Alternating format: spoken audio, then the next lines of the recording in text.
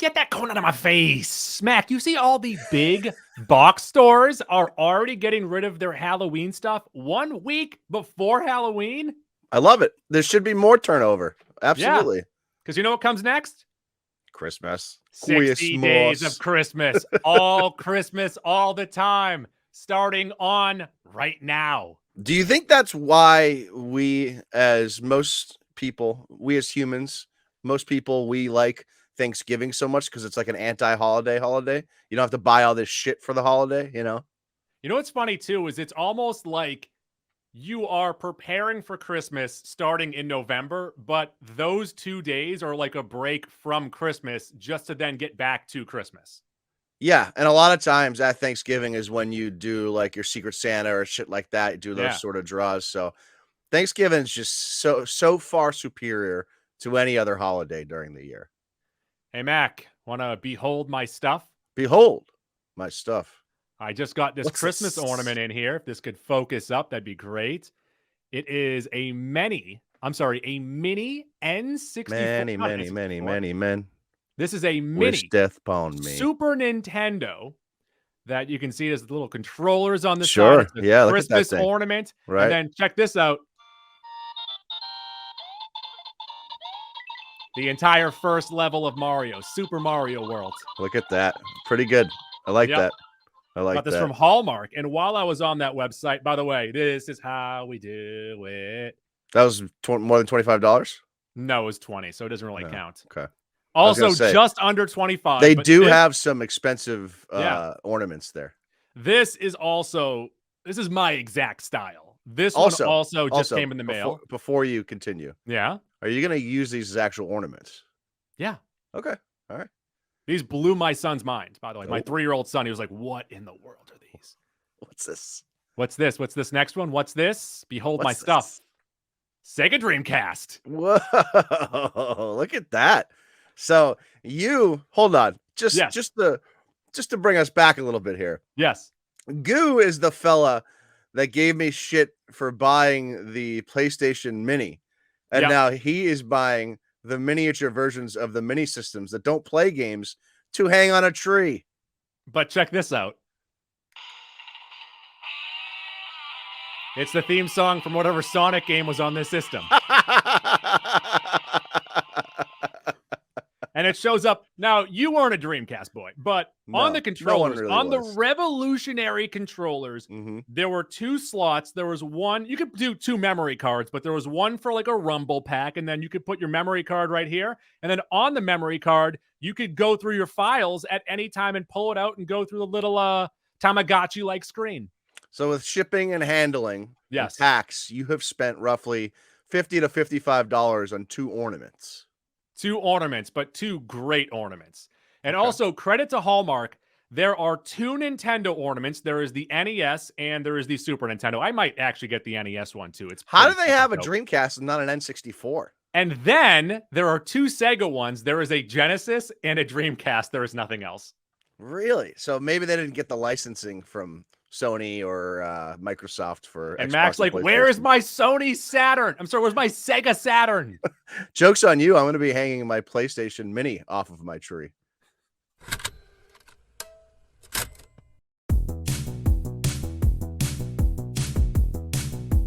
One, Goo, 3, yeah! Goo! Jaws 3! Goo! King of Queens! Goo!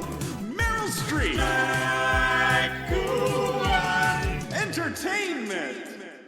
I'm Goo. And I'm Meh. And we are the Mac and Goo program. We bring you friendship. And today, a somber movie? I'd say so. This one's about a duck and a stewed tomato. Goo. Is that a saying? A somber tune. It's from that it's something I fucked up the saying, but you get it. I was like, I have no idea what you just said. I don't know what you're talking about. I think you should leave. Oh, okay. Okay, you're right. You're right. I'm sorry. Come on. What the fuck? What are we doing here on a Wednesday evening?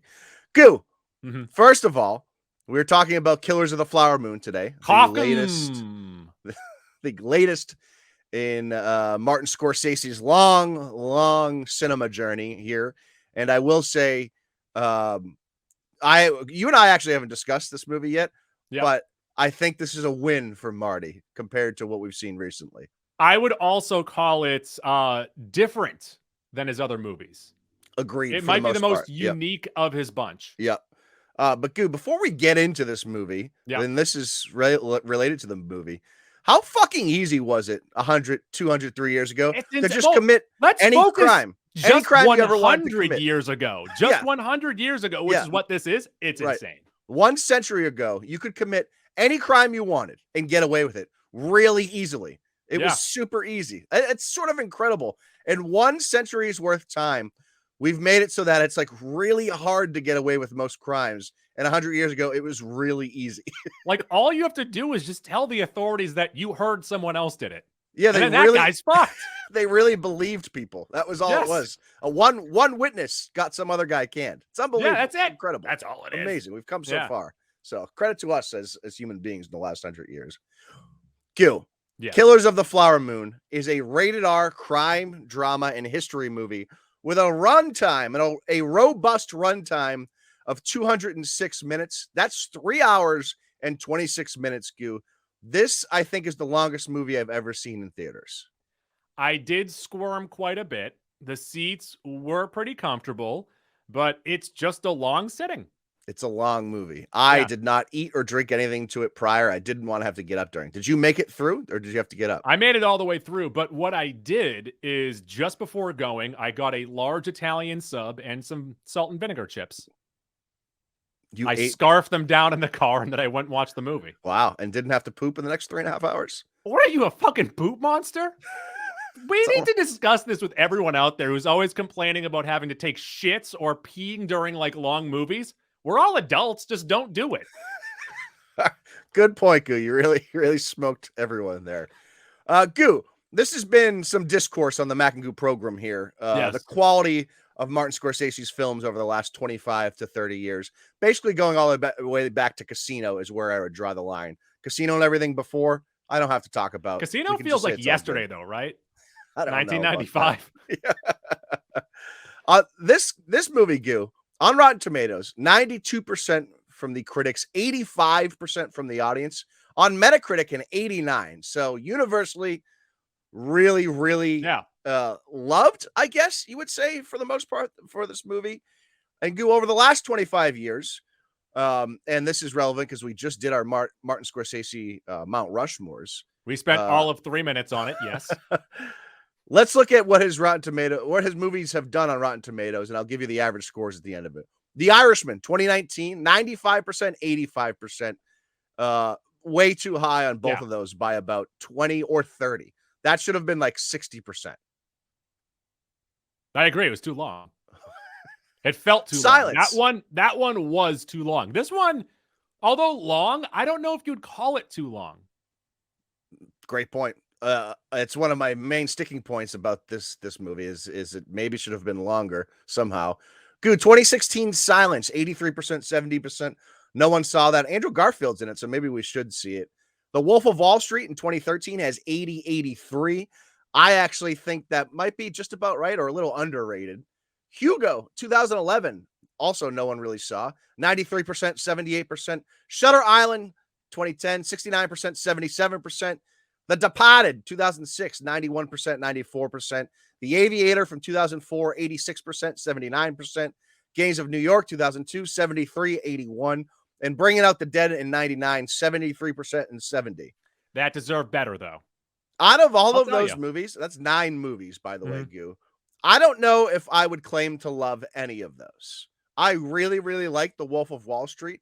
And after that, I'm not so sure. I couldn't even tell you what my second favorite is out of that bunch. I would say out of the bunch there, Bringing Out the Dead might be my favorite. And then The Departed's a good movie. Just get over yourself.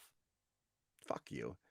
But the point I'm making here is, even though these have all scored pretty well, so Marty Scorsese, pretty high floor, I don't think any of those movies are world beaters. Those aren't all-time greats. You're not talking about these when you're talking about the catalog of Scorsese. Some will bring up The Departed. I wouldn't. And Goo, I'm happy to report that I think this movie is now in like the Scorsese lexicon. When you talk about greatest Scorsese stuff. I think this movie is going to get brought up. That's how good this movie is to certain degrees. I'm happy that you are happy to report that. That's my favorite part of the episode. Well, so I guess far, that's more for people at home as we're spoiler free for, I don't know, a few more minutes here. But it's just like all of those movies, the last 25 years, the last quarter century, it hasn't been amazing. Like, it's been good, no doubt. But I think he got like grandfathered into the greatest director thing, because if you went off the last 25 years, you would not make that argument. I liked that Dead-Eyed Train movie with the animated Dead-Eyes. Okay, sure. I don't know what that is. Is that one Hugo? No, it's not Hugo. Which one's a horse, I think. Polar Express, sorry. Dude, this movie, Killers of the Flower Moon, is written by Eric Roth and Scorsese. Mm-hmm. You might know Roth from Forrest Gump, Ali, Munich, Benjamin Button, A Star is Born, and Dune. Mm-hmm. So quite the catalog himself there. And Goose, Scorsese and Roth based this screenplay off of the book Killers of the Flower Moon, The Osage Murders and the Birth of the FBI by David Grain. Go ahead. What do you got? They did, but they also didn't. So the book has more of a focus on the FBI and how that came to be. This movie is more of a love story. This movie is more of a human story, especially when it comes to DiCaprio's character and the Osage woman. Like, that's what this story is. Molly. The FBI is only introduced, 2 hours, 30 minutes into the movie? Yeah, and I actually think that was a mistake. I don't think you need to get into the birth of the FBI part so much, but the investigation in this movie is by far the most riveting stuff in the movie. So the last hour is much more memorable than the first 2.5.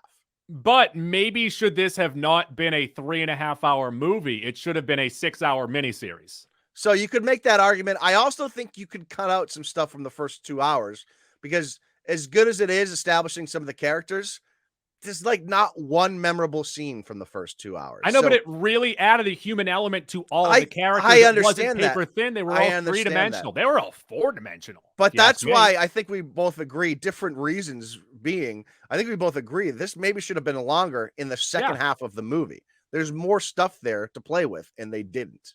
Right, but I also wouldn't take anything from that front part of the movie. I think you could edit it down a little bit. I wouldn't necessarily want to, because I don't want to see a 4-hour movie, but I think easily the most compelling stuff is the minute Jesse Plemons shows up in this movie. You know what I would have really liked this is, can you tell me when time passed in this movie? Because from start to finish, they looked the exact same. The only difference was that they had kids. Like, I had no idea how much time passed at any point of this movie. Yep, I think that was an issue in the movie. Some of the transitions in some of the periods here were very unclear. Because this all happened over, a 6-year time period or something? Like, the murders happened. Might be a little longer than that. But either way, like, from the start of the movie, like, Robert De Niro looks the same throughout the entire movie. Leo DiCaprio looks the same throughout the entire movie. And, like, maybe you could have gotten away with it if it was nowadays when people could take care of themselves. But back in the day, people aged like bananas on a counter. No, I agree. Some of the transitions in this movie were an issue. And you were like 5 or 10 minutes into a new year, a new time, new place, and you didn't quite understand that until then. You're like, oh, we've jumped forward in time a little bit here. So that was certainly an issue. Yeah, and so I'm sorry, but like Molly Burkhart, who is dealing with an illness throughout the movie. Diabetes. And, was it? Diabetes. And at the end of the movie, she looks the exact same as she did 7 years prior. I agree. There's a clear issue with that, with how time moved and the characters didn't age at all. And they go through a lot of fucking traumatizing shit, which really ages people. So that was definitely noticeable. If there weren't kids in the movie, if they did not add children, you could have told me this happened over a weekend. Yeah, like a summer. Yeah. I agree. Yeah. That was one of the bigger issues I had with the movie. Goo, of course, this is directed by Scorsese. Some of those non-last 25-year movies, Goo, some of the ones that people talk about when they talk about Scorsese as an all-time great: Taxi Driver, Raging Bull, The King of Comedy. I know that's one of your favorites. Goodfellas, maybe the greatest movie of all time. Cape Fear and Casino. Casino was 95, so almost 30 years ago now. Quick synopsis, even though we've kind of talked about it a little bit already. This is based on David Grain's broadly lauded best-selling book, Killers of the Flower Moon. Is set in 1920s Oklahoma and depicts the serial murder of members of the oil-wealthy Osage Nation, a string of brutal crimes that came to be known as the Reign of Terror. Yes. Now, they don't mention that Reign of Terror thing at all, but I'm sure that's something in the book that they talk about. This movie stars. Do you want me to stop after each one or just run through this list here? Run through it. Okay. Leonardo DiCaprio as Ernest Burkhart, Robert De Niro as King William Hale, Lily Gladstone as Molly Burkhart. Those are our main three. The fourth build here, Jesse Plemons as Tom White. Billing him fourth and giving him 45 minutes on screen was bullshit. I'll just say that. Tontu Cardinal as Lizzie Q. That's Molly's mother. Cara Jade Myers as Anna. That's Molly's sister. Janae Collins as Rita, Molly's sister. Jillian Dion as Minnie, Molly's sister. Jason Isbell as Bill Smith, who was, I don't know if you know who Jason Isbell is, Goo. He is a singer-songwriter, very talented one. I've never seen him act. He was really, really good in this. And he's I loved him and Ernest on the screen together. Yeah. Where like you could tell that Ernest just hates him. And you don't know if what Billy is doing is like intentional or he's just socially awkward or he's trying to push some buttons. But those are really good scenes. You never get Bill's motivations, and I thought that was one of the smartest things this movie did, because he's a perfect foil for Ernest and King William Hale. Just a little thorn in their side, so that was a nice touch. We also get John Lithgow as the prosecutor, Peter Leeward, Brendan Fraser as W.S. Hamilton, who is William Hale's defense attorney. Yes, time out, Brendan Fraser. So I forgot that he was in the movie, and when he popped up, I pulled a Leo DiCaprio and pointed at the screen. I'm like, oh shit! Brendan Fraser took me out of the movie for a few minutes. For a quick second. Jarring. It was because his first line is also him yelling. He's cartoonish, and nothing else in the movie was cartoonish. It was weird. It was weird for sure. William Below as Henry Roan. He was the melancholy. Yancey Red Corn as Chief Bonacastle. Tatanka Means as John Wren. He was the FBI agent who was undercover in the Osage. He was really good. Louis Cancelmi as Kelsey Morrison. He was one of the bad guys. Scott Shepard, and maybe the best casting in the whole movie, is Byron Burkhart, Ernest's brother, and also Hale's nephew. Tommy Schultz is Blackie Thompson. I loved him too. Sturgill Simpson, another musician in here, is Henry Grammer. He was the horse rope guy that goes down to Fort Worth with Hale. And then Ty Mitchell is John Ramsey. He's one of the guys who shoots a gun in this movie. Goo, I'm going to recap this or give the folks at home a plot synopsis here better than what the top one is. I did. I wrote this. Whoa. And this is we'll go kind of heavy spoilers after this, but if you're not sure you should see this movie in the theaters, Goo, what would you say? I don't know if you need the in-theater experience. Okay. I would say this movie is good enough to warrant. I would say goofy enough. I'm like, what the fuck did you I'd say it's good enough to warrant a theater trip. Yes. Especially because it's definitely going to get nominated for a shit ton of things. I know, but Scorsese said that he wants you to watch it on your iPhone. You are right, though. The theater itself doesn't add much to the experience. However, I'm not sure I could sit through 3.5 hours at home. I would bury my face in my phone and whatnot. So maybe that's a good enough reason to go to the theaters. Folks, this movie is based on a real story. This stuff roughly happened more or less in 1920s Osage County, Oklahoma. The story centers around Ernest as he returns home following World War I. He was a chef or something for the military. He didn't even fight. I forget that little drip. He was a hero. Yes, but it goes to show you that he really isn't the baddest bad guy in here as you go on. No, he's easily manipulated. That's his big thing. Yes. Yep. And how he gets home and tries to find his place back in the real world here. His uncle William Hale, played by De Niro, owns a cattle farm and does quite well for himself as is, but he seems to have his hand in a little bit of everything around town. He needs to be wanted, needs to feel power. He's a shiesty character.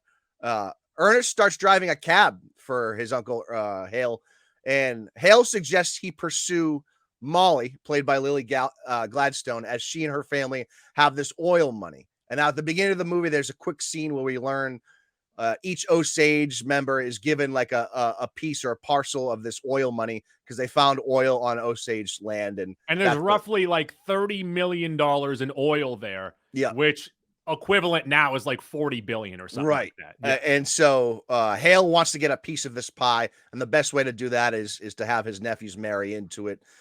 So Ernest and Hale methodically integrate themselves into Molly's family and her fortune. And they also, on top of this, while this is going on, so it's a twofold thing. On the backside, they have all these bads for hire who are slowly but surely eliminating all of the members of Molly's family and other members of the Osage Nation. Because anyone that stands in their way of the quote unquote head rights, which is the rights to the oil money, they can't tolerate. So this ensures that when Molly's family is completely gone, all these head rights fall on to Ernest and his family, or Hale and his family. And eventually, the real turning point, the only real turning point in this movie, is when Washington, D.C. finally sends in investigators. The very beginning after of the Osage FBI. People give them money. Right. To, like, send someone in. Yes. They pay $20,000 to get the FBI. Oh, that's what it is. there. It's called paying. I'm sorry. Yes. They pay $20,000 to get the FBI to show up there, who is led by Jesse Plemons to try to figure out what the fuck is going on. So that's, and I think the reason why they're able to investigate it is because one of the killings happens outside of the Indian ground. Yeah, you might be right about that. Yeah. So we are dealing with like, they don't ever really tell you where Hale's house is in relation to everything. You just know it's like on the outskirts of things. Well, and then no, you have but one of Osage them, County, and then one the of them town they're in is Fairfax. One of them gets killed outside of it, though. Right. But I'm trying to Yes. like, if you tried to build the map in your head of this movie, it's not. I very refuse. Clear. No, I don't want that. Good. Do you want to run through the gauntlet here? Yes, I do. Okay. Good. Fun factor. The movie was purposefully devoid of fun. Now, some of the shisty side characters, they have a couple chuckles in there, but for the most part, it's not supposed to be a fun movie. Yeah, it is purposefully incredibly unfun. Yes. It's a brutal story centered around awful people. And you're right, there are a couple laughs along the way. But this is like very intentionally not fun. The movie, what's fun about it is watching the performances, is maybe learning, much like how I learned about the Tulsa riots from Watchmen. I learned about this from this movie. Then I did my reading after. I think there's a lot of people that are going to learn about this stuff via the movie. So that's actually a pretty good point. Satisfactor. As in SAD or SAT? Well, one exists, one really doesn't. The SAD, I will say, quite sad. Especially, the deaths of certain people always get to you. But as a father, may I speak to you as a father real quick? Sure. Because I don't think you can comprehend this. But the deaths of infant children, the mentionings, it does get to you. Cool. I'm going to introduce a new alternative here. Yeah. Mattis factor. This movie and William Hale made me so mad. And that's why it's really good, because the character's really well done. William Hale is one of the most maddening cinematic characters I've seen in a long time. I wanted to punch the fucking screen. He made me so mad because he's so sinister and so evil, and he just keeps getting away with it. Was he playing it too much like a son of a bitch? No, I think that's the best part, and that's what we'll highlight in a few. He played it so subdued, like it wasn't outright evil. I think an issue that I might have had with it, though, is that going into it, like even from the start, you knew he was the bad guy. There was no whodunit. It's just that he's the bad guy. And then even when he's trying to be a softer, kinder himself, it almost comes off as too much over the top that, I don't know, it didn't quite have the same effect on me that it might have had on you, where I think that DiCaprio is better in the movie. So I have an overarching issue with the point of view of this story that you're kind of touching upon there that I'll get into when we get hot dogs and spoilers. I think they really missed the mark on that. But also Satisfactor. This was almost unsatisfactory. And the ending, when I watched it initially, I was like, oh, that's new. That's interesting. Like 10 minutes later, I was like, fuck, I kind of hated that ending. Yeah. I was like, oh, this is cute. Wait, should it be cute? Yeah, it was bizarre. I didn't care for it. I didn't like it. But then I was like, it's better than an alternative, maybe we'll get to it in spoilers. Okay. I will say it is a little satisfying to see Scorsese and De Niro kind of get back on track here. That is good. Goo, barometer. I wasn't bored, but I also think that if I were to rewatch it, I might be. I would say during my viewing, I wasn't bored at all. But then after the movie was over and looking back at things I liked and didn't like, I was thinking, you know what? We spent a lot of time in that first 2 hours and maybe not enough in the last hour and a half. So maybe there's something in those first 2 hours you can. The only issue is that you need to buy that those two love each other, and you need the 90 minutes or 2 hours to really push that. Yeah, you might be right. You might be right about that, which is why this movie maybe should have been 4 hours, 4.5 hours. Maybe just do 10 hours. Goo, Aquator. It's better than Aquaman. Get that corn out of my face. But imagine if Aquaman showed up in this movie. That would have been real interesting. It would have been less jarring than Brendan Fraser when he Imagine if Aquaman was King Hale's lawyer. Halloween! Will this movie ween as the days, weeks, years go on, Goo? I think it could, actually. I think it could. Because it's so long and so brutal and so real, there's a real, I find out really hard to take away any rewatchability here. So I might never rewatch this movie again, which kind of hurts it in the long run. I've heard that people, mainly women, they get sick of length. They think it's just too much sometimes. Goo, Pants Tent City, Excite Bike Mania. What got you going? Acting, performances, scenes. So I would say that one that really stands out to me is when the Osage people are having their meeting about how they need to get the white men out of there. But in the meeting, you have several white men. That's just such a great scene. Yeah, that is a great scene. That's such a good scene. Goo, I said this movie doesn't have one. It is devoid of a pants tent. I think the closest thing to it for me, as good of a scene as that was, that you just mentioned, is the final scene we get between Ernest and Molly, outside the courtroom there, when she asks him about what was in the medication, and he can't give a straight answer. That scene was great. I almost wanted, and we're working up to it now, I wanted more Molly. I wanted more of Molly's perspective, and we really didn't get that. I also like the spanking scene. Max credit unit. me. Let's start with credit unit. Union. Okay. Union. Goo, who do you want to give credit to? I want to give credit to them shifting the story to the people, to Molly, to Ernest, and really making them at the forefront of the story, not the FBI. Yeah, I'm going to take issue with that the minute we get into spoilers. I actually don't think they did that at all. But Goo, Lily Gladstone is rightfully getting her flowers from everyone on the internet, and I think that's absolutely perfectly fine. She held her own with Leo and Robert De Niro.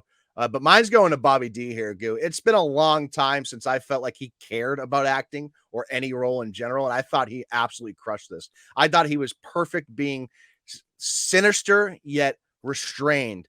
He never really, there's a couple moments, he never really freaks out in this movie, and that's the best bad guys. The ones that are so cool, calm, and collected about it is truly the evil guys. I loved Robert De Niro in this. All right, for those of you tardy to the Mac and Goo party, we rate everything on a 40 hot dog rating system. And Mac, I did really enjoy this watching. I enjoyed this movie, this cinema, if you will. The performances, the main three characters are great, but what they also do is that throughout the movie, they just add new wrinkles and new people to it, and they flesh out all of these characters, and they do give you some of these goofy side characters at certain points, but then more serious when it comes to the Osage people.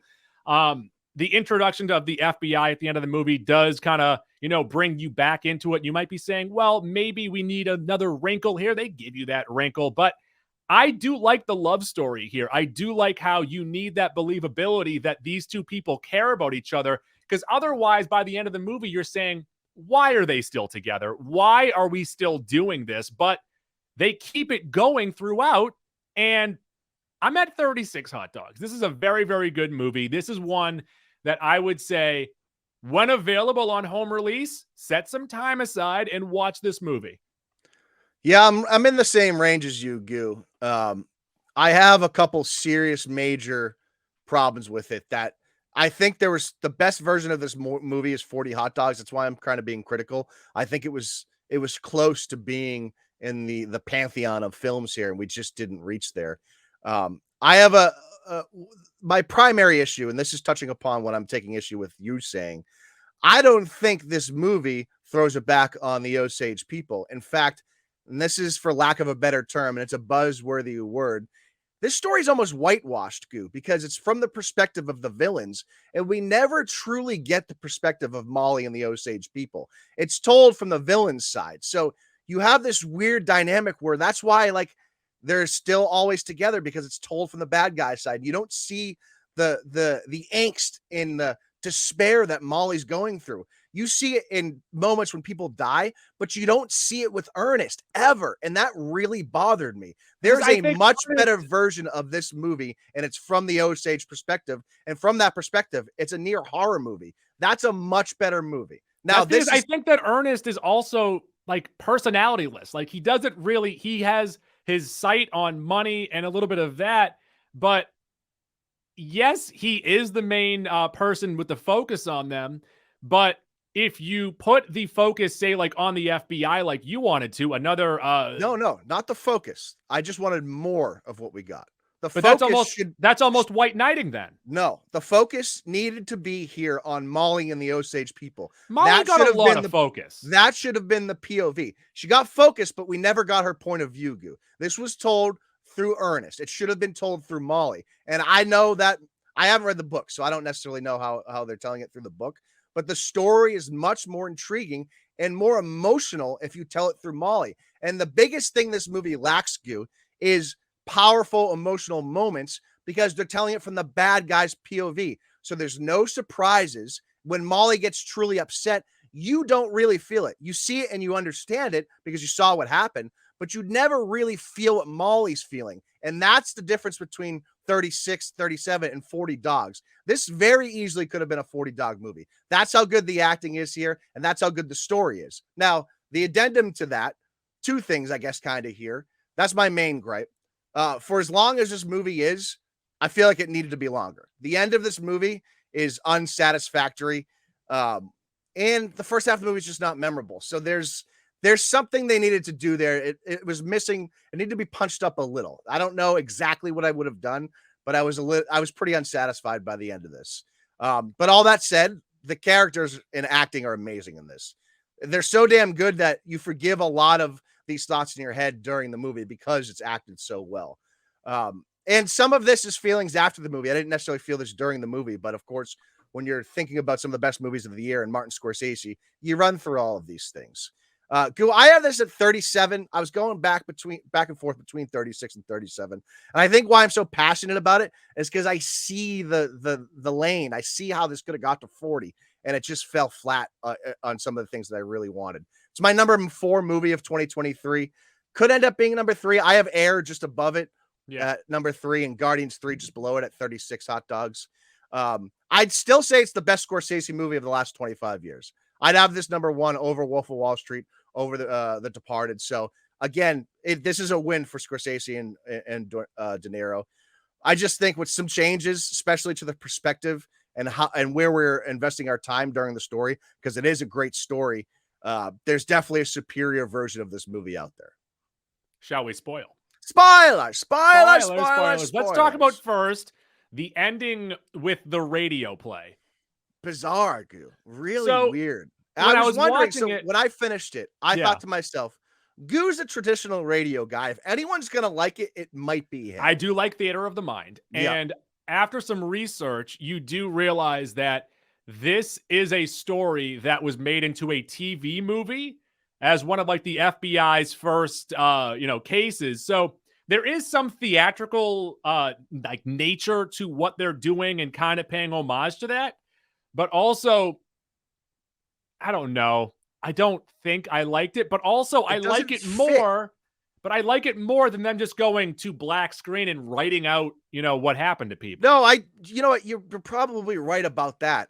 but there's got to be a better way of doing than what they did, or just doing cue cards at the end of the movie. It's just, this didn't fit with the tone of the movie. You know, like, what if Martin Scorsese, who by the way gives the final line of it, also weird. I really didn't like that. But what if he went up there with actual cue cards and just held them up? Just slowly drop them as he goes. Be like those YouTube videos back in the day of people crying and just moving the papers. Yeah. Goo.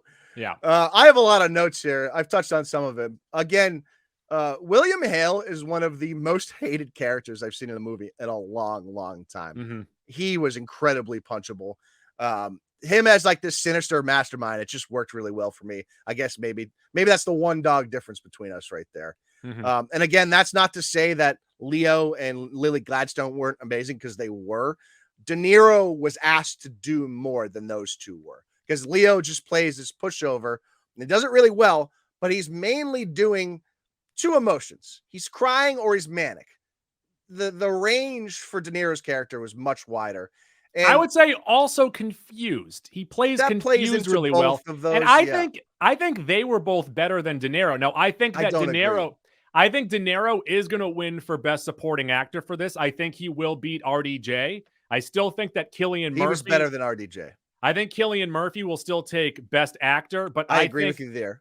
I think she might win Best Actress. She may. Now, she was great, but again, they almost push all of the emotional moments on her, and she does them really well, but she's really just a vehicle for the only emotions in the film. She's also the only one who survives. No, I understand that, but even in the big pivotal moments, she's the one doing all the acting, and that's why she's going to probably win. But also, let's get to this too, is that if you don't have the first 2 hours of them building up this love story between those two, then as you get into when the FBI is there, or even when he's giving her medication, or her trusting him, her blindly trusting him, if you don't have the first 90 minutes, you're like, why are we still doing this? But again, see, this is why I think you should feel, or maybe try to better understand what I'm saying. The best moments for her in this movie was her last scene with Ernest when she finally writes him off, and those first 90 minutes when she's falling in love. From her perspective, that first 90 minutes is way better than from Ernest's perspective. I think the POV flip would have helped you there and helped the movie in general. I think it's almost a co-POV though. No, because it's like 50% fake from Leo and it's real from her. But then I also do think, I also do like the fact that up until you see him doing the crimes, you're like, you didn't necessarily know if he was doing what he was doing on purpose, or if he was just kind of accidentally following what his uncle wanted him to do. I think that's just because as the viewer, you're giving a DiCaprio character the benefit of the doubt, because typically he's not a bad guy. And this, he's a really bad guy. He's a bad guy. He is a bad guy. So I think that you almost get tricked into that benefit of the doubt. But he's a bad guy from the jump. But she also kind of falls into the background as she gets sicker. Like, that's the reason why she isn't on screen as much. Again, if it's from her point of view, there's much more interesting things happening there, you know? I wouldn't mind if you saw an owl right now. Instead, we just get Ernest's point of view of her laid up in bed. The thoughts, what's going through her head during that time would have been the most interesting thing. And they don't even touch upon it. They don't even talk about it. I'd rather watch a rodeo. Goo, outside of our main cast, the cast of characters supporting this whole movie were great. Yes. They were awesome, especially all these bad guys. My favorite was Blackie. I thought they all acted their characters to a T. So that might be the funniest line of the movie, is when he asked the lawyer if his children are the ones that inherit the money.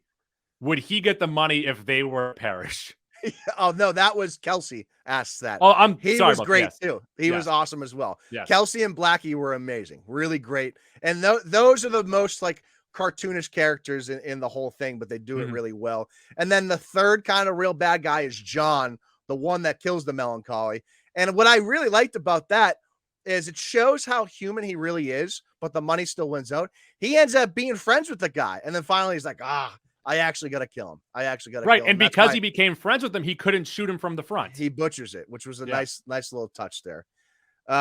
Again, the ending of this movie just feels abrupt. I don't want to harp upon it too much, but it's just, there's something off about it where you're like, you're like, what the fuck was that? What did we yeah, just watch? I also like it just kind of ends after he has that final conversation with Molly. I would have rather they went back to court and did more there. Yeah, and the other thing I was thinking about, like 2 hours after I watched it, I was like, you know what? I know this is based on a true story. I would have been okay with some Tarantino here, where you swerve from the true story and give us a satisfying ending where Hale gets shot right in the head. That would have been awesome. Now, that would have probably pissed off a lot of people, but that is a very satisfying ending. I mean, maybe you could have just done like a Goodfellas montage, like of some music playing, and you see Hale in jail. That rhymes.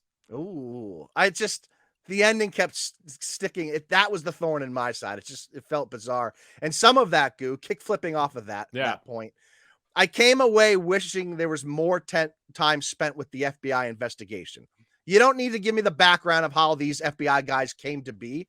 I just wanted some more investigation stuff, because the minute Plemons and his crew are introduced to this movie, the movie gets infinitely more interesting. But also, like we've already talked about, is there anything they can actually investigate, or is it just word of mouth?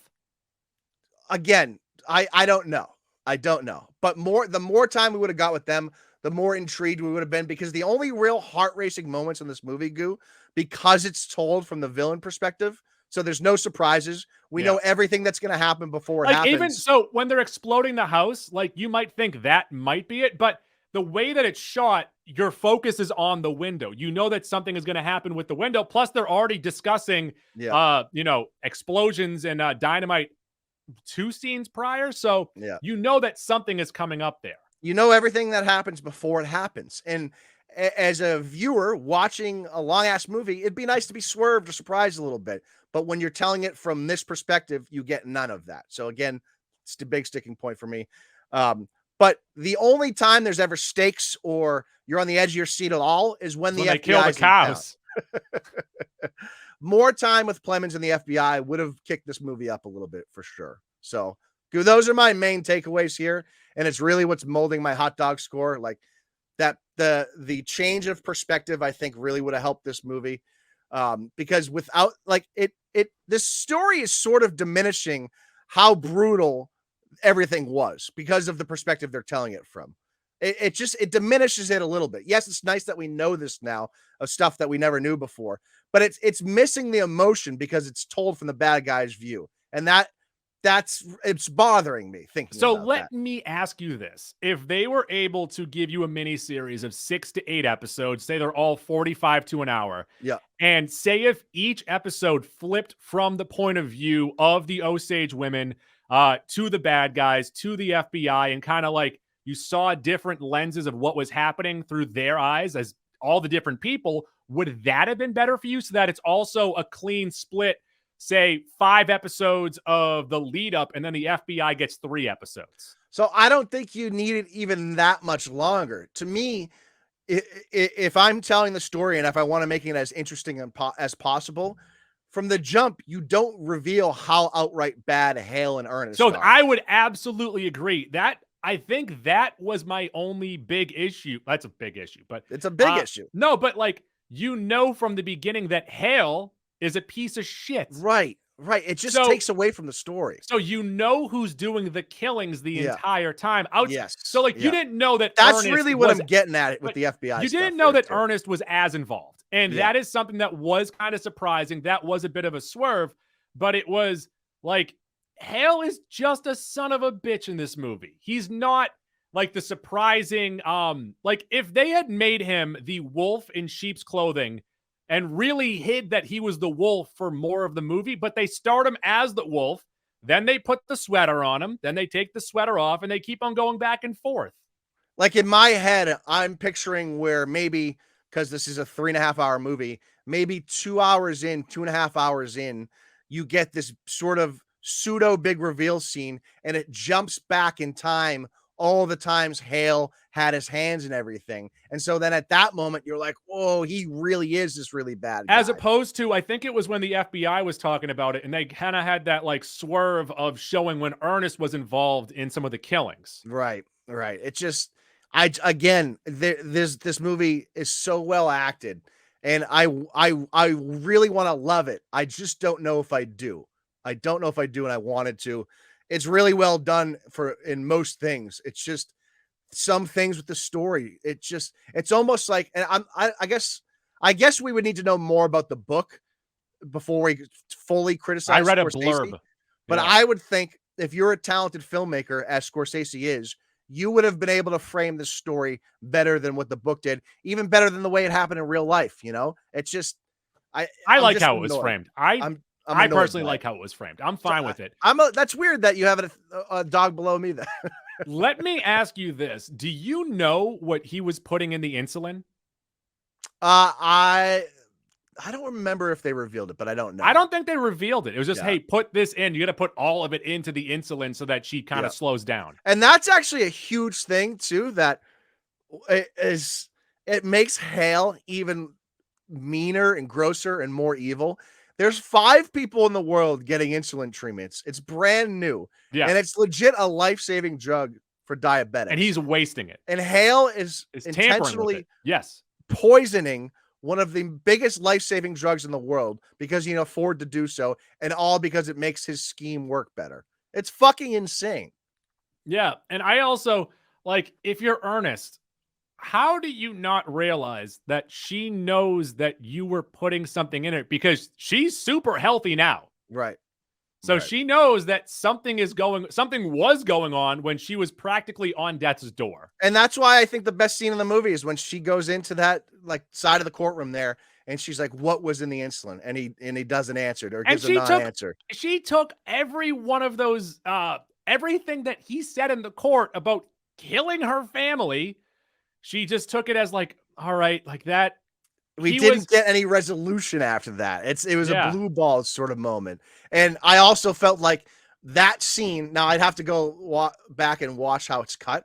That felt like we were finally in the perspective of Molly, right? We're calling bullshit on Ernest. We're finally viewing things as she's viewing them, because the whole 3 hours beforehand, we were viewing them the way Ernest views them. I also really would have liked, and I know that they mentioned it in the theater of the mind, but show Ernest living in a trailer park with his brother just as a miserable prick now. Right? Something. Like, show that. Anything. Like, just telling us that. We can obviously use our imagination, but like, show how he went from living this wealthy life with his wife, he has his children, and where he ended up. And they go out of their way to mention that Hale gets released after like 14 years or 18 years in prison and goes back and lives in Oklahoma just outside of Osage County. Show us a scene of like people driving by and like almost threatening to kill, like anything that showed Hale but finally also, with some remorse or some fear. Even 20 years down the line, looking the exact same. Which, to get back to, yes, that's also an issue here. So maybe I'm down to 36, 35, Goo. But all that said, all of the critiques I have, this movie's still really it's good. It's a very good movie. It's really fucking good. Yeah, I was so confused by how much time was passing. I'm always bummed out when I see the path to a 40 dog movie. Sometimes we go into movies, Goo, and we watch movies and we come away from it knowing like that's the best version of the movie. I only liked it 32 dogs, but that's the only way that movie ever could have been made. This movie, I feel like there's 2 or 3 better versions of, and we didn't get it. So it's a little disappointing.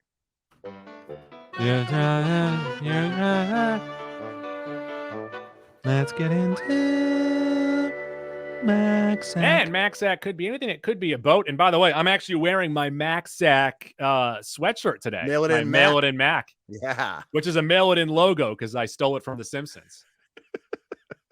It's a double joke there. It is. I like people that are like, oh, is that Manic Mailman? I'm like, yes. Now let me explain my joke to you.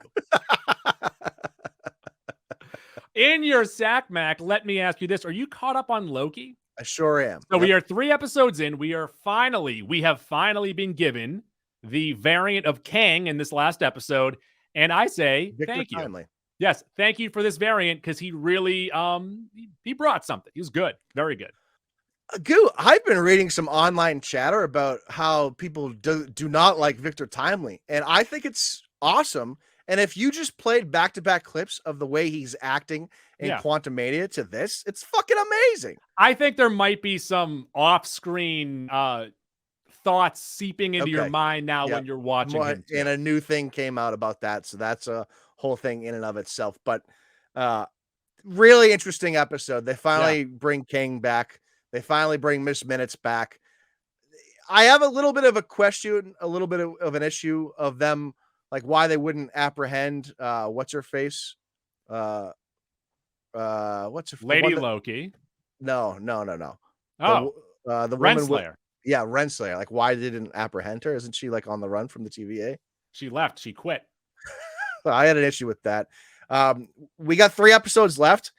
I don't know how the fuck this is going to finish or where this is going. I don't know what's going to happen. So this is pretty intriguing. I really thought at one point or another that Timely was going to fuck the clock. Right? Still might happen.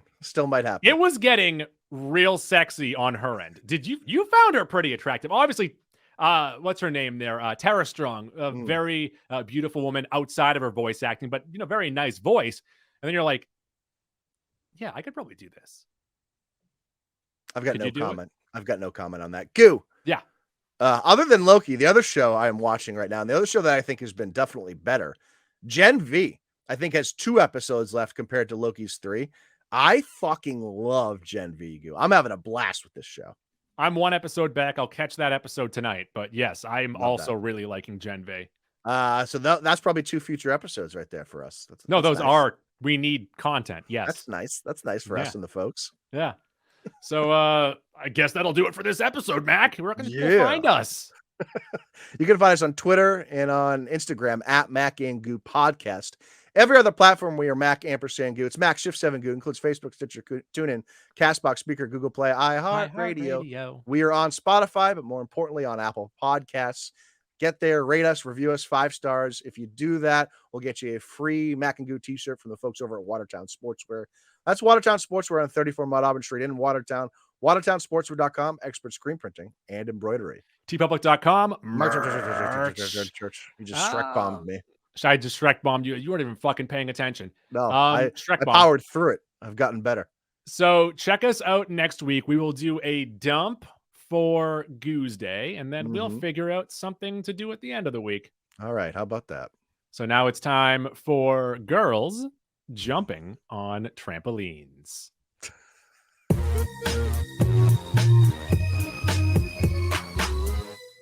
Please flip the cassette over to side B to continue the adventure. Bye.